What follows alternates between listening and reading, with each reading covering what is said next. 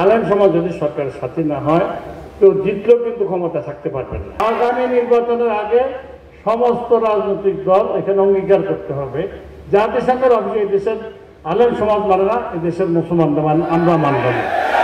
ইসলামকে ব্যবহার করে ইসলামের নামে রাজনীতি করে কিন্তু ইসলামী ধারা টিকে রাখা যাবে না। সোশ্যাল মিডিয়াটা একটা মারাত্মক জিনিস, এটা নিয়ন্ত্রণ করতে হবে। বিসমিল্লাহির রহমানির রহিম। আজকে আমি অত্যন্ত আনন্দিত, সম্মানিত এবং আবেগ আপ্লুত। আমি আমার বসার স্থান হচ্ছে হযরত আল্লামা বাবুনগরের পাশে, কটিয়া মাদ্রাসার মহাদানের পাশে, এবং বাংলাদেশের এত শীর্ষ ওলামায়ে কেরাম, সিরসিনা আলিয়া মাদ্রাসার সাবেক অধ্যক্ষ, দিনিয়া বোর্ডের চেয়ারম্যান, এখানে কওমি বোর্ড, দিনিয়া বোর্ড, পটিয়া, ফুলতলি, সিরসিনা, হাটহাজারী সকলে একসাথে আছেন। এখানে আলেমদের মধ্যে কোনো বিরোধ নাই। জমিয়তুল উলামা ইসলাম আজকে 100 বছর উপরে যে খেদমতটা করে যাচ্ছেন, সেটার মধ্যে কোনো ধরনের কোনো সিলসিলার কোনো বিষয়টা ওনারা বিরোধ রাখেনি। সেই ফুরফুরা, সিরসিনা, দেওবন্দ সকলকে নিয়ে, এবং সেটার প্রমাণ হচ্ছে আজকে 100 বছর পরেও ওনারা সকলকে এখানে আনতে পারছেন। আল্লামা বাবুনগরী সাহেব, আমি নিজে গেছিলাম, আল্লামা শফি সাহেব যখন জীবিত ছিলেন, হাটহাজারী গেছিলাম, পটিয়ার মহাতারাম যখন আগের মরহুম ওনার ওইখানে আমি গেছিলাম, সুলতান মোহাম্মদ জওয়াদ সাহেবের বাসায় গেছিলাম, অনেক বড় বড় লালবাগে তো অসংখ্যবার যাওয়া হয়েছে। আলেমদের মধ্যে এই যে নতুন করে ফিতনা ফাসাদ সৃষ্টি করা কওমি আলিয়া আসার কোনো বিরোধ নেই, সকলে এক জায়গায় আছে, এটার প্রমাণ হচ্ছে এই ক্ষেত্রে। আমাদের আলেম সমাজকে আগামী দিন দেখতে হবে। দেখেন, এখনই মুসলমানদের সংখ্যা শুধু এই উপমহাদেশেই 70 কোটি, 180 কোটি যদি পুরা বিশ্বের মুসলমানদের সংখ্যা হয়, পাকিস্তানে 25 কোটি, ভারতে 25 কোটি, বাংলাদেশের 18 কোটি, আফগানিস্তানের 3 কোটির ঊর্ধ্বে, সব কিছু মিলে ক্রমবর্ধমান 50-এর মধ্যে সংখ্যা 100 কোটির উপরে যায়। এই থেকে সঠিকভাবে নেতৃত্ব দিতে হলে জমিয়তুল উলামা ইসলাম যেই কাজটা করতেছেন, সকলকে নিয়ে বিচ্ছিন্নভাবে ইসলামকে ব্যবহার করে ইসলামের নামে রাজনীতি করে কিন্তু ইসলামী ধারা টিকে রাখা যাবে না। সোশ্যাল মিডিয়াতে আজকে আমাদের আল্লামা বাবুনগরী সাহেবের মতন এরকম ফেরেশতার তুল্য বাংলাদেশের সর্বমহলে, সর্বধর্মের মধ্যে যিনি শ্রদ্ধেয়, বিশ্বব্যাপী শ্রদ্ধেয় ব্যক্তিত্ব, ওনারও বক্তব্য নিয়ে দেবে সোশ্যাল মিডিয়া, আমি কটু বাক্য দেওয়ার দুঃসাহস দেখাতে হবে। সোশ্যাল মিডিয়া সম্পর্কে যুক্তরাষ্ট্রে, ইউরোপে দেখেন, তাদের চার্লি কার্ক মারা যাওয়ার পরে এখন তাদের বোধোদয় হয়েছে যে সোশ্যাল মিডিয়াটা একটা মারাত্মক জিনিস, এটা নিয়ন্ত্রণ করতে হবে। এইটা যে বিশেষ করে সমাজের মধ্যে বিভাজন সৃষ্টি করতেছে, হিংসা বিদ্বেষ সৃষ্টি করতেছে। আমরা অধিকার অনেক কিছুর মধ্যে, এর মধ্যে একজন বলছেন সেই জাতিসংঘ অফিস 2 বছর পরে গাজায় যখন মুসলমানদের ছোট ছোট শিশু, নারী, বৃদ্ধ সব কিছু ধ্বংস করে হত্যা করে, 70,000 মানুষ হত্যা করার পরে হত্যা যখন চলতেছে জাতিসংঘ এবং যুক্তরাষ্ট্রের সরাসরি তত্ত্বাবধানে, 2 বছর পরে ওনারা রিপোর্ট দিলেন যে এখানে একটা এথনিক ক্লিনজিং হয়েছে।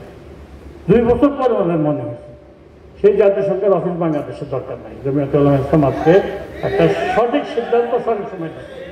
আগামী নির্বাচনের আগে সমস্ত রাজনৈতিক দল এখানে অঙ্গীকার করতে হবে, জাতিসংঘের অফিসে এই দেশের আলেম সমাজ মানে না, এই দেশের মুসলমানরা আমরা মানব না। এই দেশে মাওলানা বাবুনগরী সাহেব বলছেন, এখনই আমরা দেখতেছি মসজিদের ইমামদেরকে বিভিন্ন ধরনের 15 বছর 20 বছর ইমামতি করছেন, তাদেরকে এখন মসজিদ কমিটি দখলের নামে ইমামদেরকে অত্যাচার করা হচ্ছে। হাসিনার বিরুদ্ধে যে আন্দোলন হচ্ছে, সেই যদি আমরা 2000 সালের মুফতি আমিন সাহেবের সেই ব্রাহ্মণবাড়িয়াতে কতজন শহীদ হয়েছে, এরপরে আমাদের তসলিমা নাসরিনের বিরুদ্ধে, তারপরে এই বাবরি মসজিদের বিরুদ্ধে আলেম সমাজ যে স্পিরিটটা তুলছে, সেই স্পিরিটের পরবর্তীতে ইভেন মামুনুল হক সাহেব করলেন মোদীর সফরের বিরুদ্ধে 2015 সালে কতজন শহীদ হয়েছেন। আর সবচেয়ে বড় কথা হলো 2013 সালের 5ই মে শাপলা চত্বরে যে শত শত আলেম, এই এতিম শিশু মাদ্রাসার ছাত্রকে হত্যা করা হয়েছে। সেই অভিশাপ এবং সেই যে স্পিরিট, সেইটার বদলতে কিন্তু এই আগস্ট বিপ্লব, এই বিপ্লব শুধু দেশ রক্ষার কোনো কথা হয়নি। এটার মধ্যে আলেম সমাজ এই দেশের মধ্যে এই চিন্তার চেতনা তৈরি করতেছেন মসজিদের ইমাম সাহেবরা। সারা দেশে যে মাহফিল শুরু হয়ে গেছে এখন ঈদে মিলাদুন্নবী উপলক্ষে, পুরা রমজানের আগ পর্যন্ত মাহফিল চলবে। সারা বাংলাদেশে 4 লক্ষ মাহফিল হবে। সমস্ত কিছু নিয়ন্ত্রণে কিন্তু আলেম সমাজই থাকবেন, হাদাদারি থাকবেন, সাসিনা থাকবেন, ফুলতুলি থাকবেন। এর বাইরে বাংলাদেশে কেউ নিতে পারে না। রাজনৈতিক ইসলামের নামে চেষ্টা করে কোনো লাভ হবে না ইনশাআল্লাহ। তবে আগামী দিনে যারা ক্ষমতা আসতে চান তারা এই শক্তিকে উপলব্ধি করতে হবে। আজকে সীমান্তে আমাদের যে বিজেপি ক্ষমতা দেখাতে পারতেছেন, ভারতীয়দেরকে যেভাবে কিছুটা প্রতিহত করার চেষ্টা করেন, শক্তির উৎসটাকে, শক্তির উৎস হচ্ছে মসজিদ। সেখান থেকে মানুষ যদি ডাকেন, আল্লাহু আকবার ডাকলে মানুষ দান দেওয়ার জন্য প্রস্তুত হয়।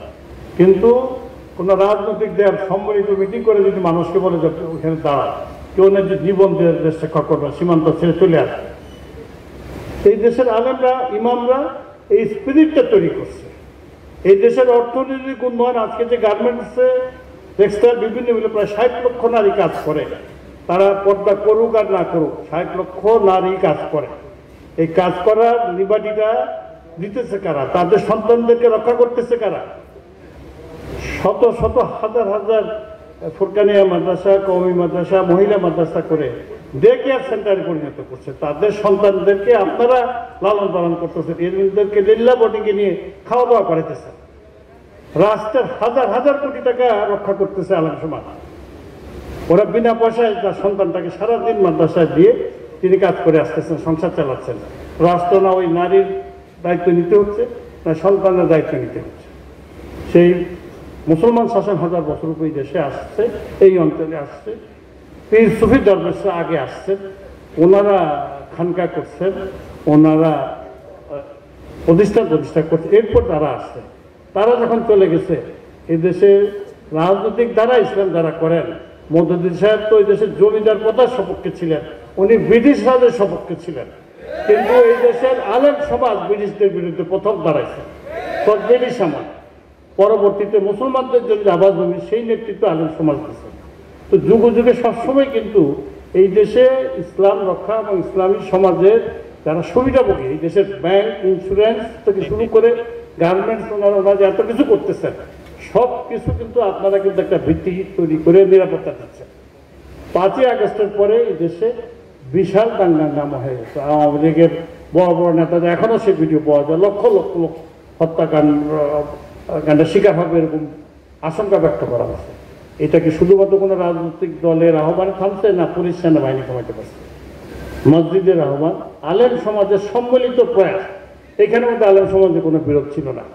আগামী দিনের বাংলাদেশে, 92% মুসলমানের বাংলাদেশে ইসলামী মূল্যবোধের সপক্ষে, ইসলামী শিক্ষার সপক্ষে, স্কুল কলেজগুলিতে ধর্মীয় শিক্ষক রাখার সপক্ষে অনেক কিছু অঙ্গীকার করতে হবে। যারা আসবেন তারা এই অঙ্গীকার না করলে, কারণ এই সোসাইটি চেঞ্জ হয়ে গেছে। খালি লেবাস দেখে যদি মনে করেন একজন আলেম, ওনার সাথে ফটো সেশন করে আসলাম, আচ্ছা সুন্দর সুন্দর কথা বললেন, এটা দিয়ে কিন্তু ভোট পাবেন না, এটা দিয়ে তো ফটো পাবেন, টিভিতে দেখাতে পারবেন আপনার কাছে, বক্তৃতা দিয়ে ক্ষমতায় যাওয়া যাবে না। কাজ করে ক্ষমতায় যেতে হবে। আলেম সমাজকে ক্ষমতার সাথী করতে হবে। আলেম সমাজ যদি সরকারের সাথী না হয়, কেউ জিতলেও কিন্তু ক্ষমতা থাকতে পারবেন না। সামনে কিন্তু বিপদ আরও আছে। নতুন একটা সমাজ হয়েছে, সোশ্যাল মিডিয়াতে যে ভয়ানক একটা বীজ বৃক্ষ তৈরি হয়েছে এবং দুঃখজনক ব্যাপার, ইসলামের নামে যারা রাজনীতিকারী দলগুলি কিছু তরুণ ছাত্রছাত্রীকে এই ধরনের ঘৃণা বিদ্বেষ দিয়ে খালি তাদের কাজই হচ্ছে আলেম সমাজরা তারা তাদের রাজনীতি চিন্তার বিরুদ্ধে কথা বলবে, সেইটাকে নোংরা ভাষা গালিগালাজ করা, এগুলি বন্ধ করতে হবে। মসজিদে মসজিদে ইমাম সাহেবরা এবং বড় বড় মাহফিলে এই সোশ্যাল মিডিয়ার কুফল সম্পর্কে, এইটা যে বড় একটা গুনার কাজ সোশ্যাল মিডিয়াতে ইসলামের বিরুদ্ধে, মুসলমানদের বিরুদ্ধে, এই কথা জোরে জোরে বলতে হবে।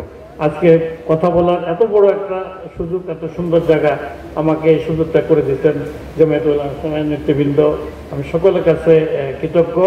এবং আমি ব্যক্তিগতভাবে আমার সাথে যতগুলি প্রতিষ্ঠা আছে, সকলে বাবুল নগরী সাহেব ইসলামের স্বার্থে যে কাজগুলি ডাক দেবেন সবগুলির সাথে আছে।